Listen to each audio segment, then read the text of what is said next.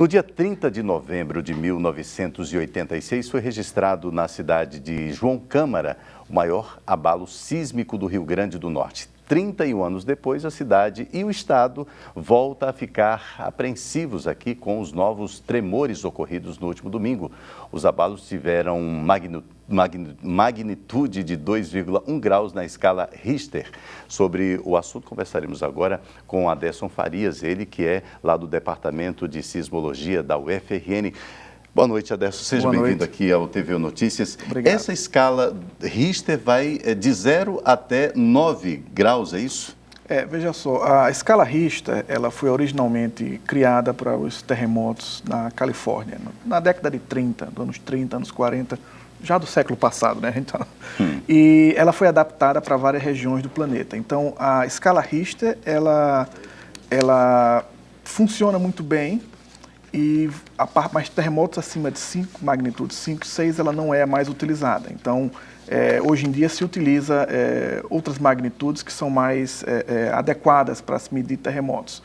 Na verdade, não existe um limite teórico para um limite da escala. O que a gente sabe é que, pelos registros, a gente até agora só registrou um terremoto de magnitude até 9, 9,3 por aí. Mas não existe limite teórico. Mas, assim, a escala Richter, ela, de fato, foi uma das primeiras a serem utilizadas e ainda é corrente o uso dela, adaptada para algumas situações também, para algumas outras regiões. Esses tremores que aconteceram no último domingo, foram tremores fortes, 2,1? 2,1 para regiões sísmicas, ele não é um tremor bastante forte, é um tremor de moderado a fraco, digamos assim. A questão é que nessa região, na região onde está ali, que foi detectado esse tremor deste final de semana, certamente foi um tremor de profundidades muito baixas, ou seja, um tremor muito raso. A gente estima com uma profundidade aí de 1 quilômetro, talvez um pouco. Então, para quem está na região local, quem está próximo àquelas comunidades ali, entre João Câmara e Poço Branco por ali, ele é bem sentido. Mas à medida que você se afasta um pouco mais, ele deixa de ser bastante sentido. Mas localmente assusta bastante as pessoas, né? Nessa perspectiva, a gente pode afirmar que o epicentro dos tremores é a cidade de João Câmara ou não? O epicentro, na verdade, ele vai até a parte mais sul de João Câmara e vai até Parazinho. A falha da Samambaia, que é essa grande estrutura que origina todos esses terremotos, ela, na verdade, é uma estrutura de quase 40 quilômetros, não é certo? Ela digamos assim, uma estrutura grande, porte médio para grande, e que desde a década de 80 a gente sabe que existem tremores nessa região. Então, é uma falha tectonicamente ainda ativa aqui no Nordeste do Brasil. As cidades, diante dessa realidade, né, desde 86, onde aconteceu aquele grande abalo e que destruiu grande parte da cidade de João Câmara, estão preparadas para um possível abalo mais acentuado naquela região? Olha, existem duas maneiras de você responder. Eu acho que hoje existe um pouco mais de consciência das pessoas. A questão é que o processo educativo também, de dizer às pessoas que de uma região sísmica, ele deve ser contínuo. Então, isso é uma coisa que deveria, inclusive, ser colocado até como... Não digo como uma disciplina didática, porque isso acho que... Mas como falar disso nas aulas de geografia, por exemplo.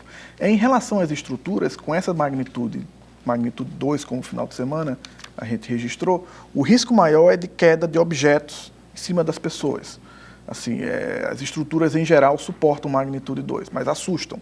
Então, conscientizar as pessoas de que moram numa região sísmica e que elas aprendem a conviver. Isso não deveria interferir de forma alguma no desenvolvimento econômico ou social. Existem outras áreas no mundo em que registra-se tremores de magnitude bem maior, e nem por isso as pessoas deixam de tocar a vida, digamos assim, né? Em resumo, isso deve continuar acontecendo? Deve certamente continuar acontecendo. A gente, infelizmente, não tem como saber, tem uma previsão de como prever terremotos, tá certo?